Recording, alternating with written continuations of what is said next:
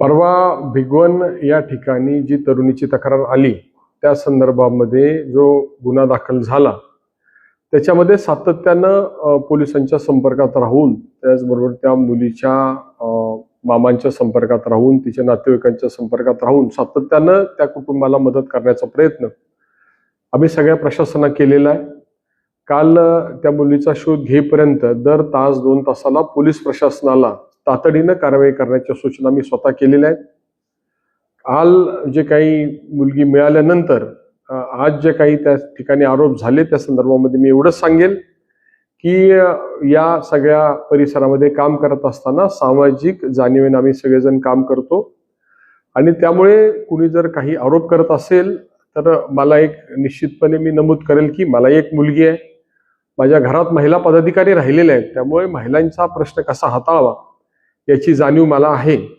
आणि कदाचित आज कोणी स्टेटस ठेवला हा जो विषय घडला त्यामध्ये कदाचित मी या विषयामध्ये मुलीच्या बाजूनं अतिशय भक्कम भूमिका घेतल्यामुळे असं केलेलं असावं असं माझं प्राथमिक मत आहे। परंतु या सगळ्या प्रकरणाची चौकशी पोलिसांनी कसोशीनं करावी, त्याचबरोबर त्या मुलीचा शोध घ्यावा आणि जे दोषी असतील त्याच्यावर कारवाई करावी अशा प्रकारे सातत्यानं मागणी मी केलेली आहे। जे आरोप करतायत त्यांनी वस्तुस्थिती पहिल्यांदा तपासावी आणि मगच आरोप करावे अशा प्रकारची विनंती मी निश्चितपणे करेल।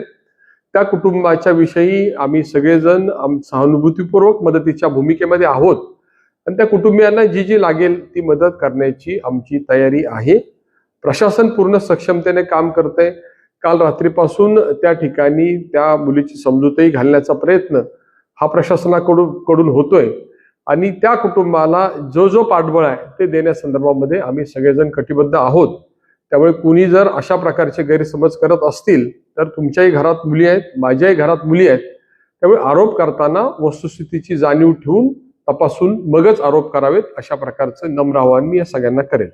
तुमचं मुलीच्या कुटुंबियांशी काय बोलणं झालं होतं का? मला जशी घटना कळाली तसं पोलिसांना मी संपर्कात होतो। मुलीच्या मामा जे आहेत त्यांच्याशी मी बोललेलो आहे आणि वारंवार पोलिसांनाही सूचना केल्यात की जो तपास चाललेला आहे तो जो तपास आहे त्याची सगळी माहिती त्या मुलीच्या कुटुंबियांना द्यावी आणि सगळ्या बाजूने त्या कुटुंबियांना मदत करावी अशा प्रकारच्या वारंवार सूचना मी पोलिसांनाही केलेल्या आहेत आणि त्या कुटुंबियांच्या नातेवाईकांच्या सुद्धा मी संपर्कात आहे। तुमच्या विरोधात घोषणाबाजी केली, याच्यामध्ये काय राजकारण आणण्याचा प्रयत्न केला जातोय? मी सांगितलं की माझी निपक्षपाती भूमिका असल्यामुळे काही लोक दुखावले गेले असतील आणि त्यामुळे अशा प्रकारे काही लोकांनी त्याला राजकीय वळण देण्याचा प्रयत्न केला असावा असं माझं मत आहे। गोपीचंद पडळकर यांनी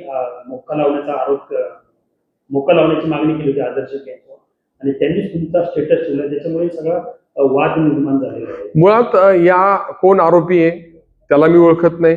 गुन्हा भिगवण तालुका इंदापूर इथे घडलाय, मुलगी बारामतीमध्ये हजर झालेली आहे आणि त्यामुळे कुणी कुणाचं स्टेटस ठेवावं आणि त्यामुळे कुणावर आरोप करावे याचा कुठलाही सुतराम संबंध मला समजत नाही। परंतु सार्वजनिक जीवनामध्ये मी प्रत्येक गावात गेलो तर 5-25 लोकांना नावानिशी ओळखतो आणि 25 वर्ष काम केल्यानंतर प्रत्येकाचे माझे संबंध आहेत। जसे माझ्या कार्यकर्त्यांचे संबंध आहेत तशी विरोधी कार्यकर्त्यांची सुद्धा माझे काही लोकांचे अतिशय चांगले स्नेहपूर्वक संबंध आहेत।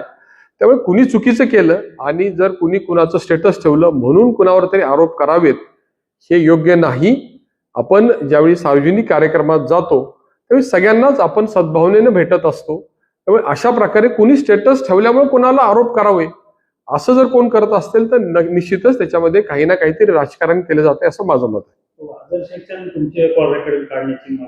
सगळे रेकॉर्डिंग काढावेत। मी माझ्याकडे येणारे सगळे फोन घेतो, सगळ्यांना परत फोन करतो।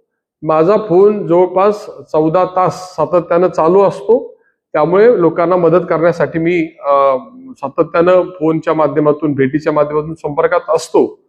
त्यामुळे त्यांची जी मागणी आहे माझी उलट या सगळ्या प्रकरणात मागणी आहे की जे दोषी असतील त्याच्यात कठोरात कठोर कारवाई झाली पाहिजे अशा प्रकारची माझी मागणी राहणार आहे। मुलींच्या कुटुंबियांच्या मी संपर्कात आहे आणि आवश्यकतेप्रमाणे आवश्यकता असेल तर मला भेटण्यासाठी निश्चितपणे आवडेल आणि त्यांना मदत करण्यासाठी आम्ही सगळ्या बाजूने प्रयत्न करू आणि अशा कुणाच्याही कुटुंबाच्या बाबतीत घडत असेल तर ते आमचं कर्तव्यच आहे असं मी मानतो।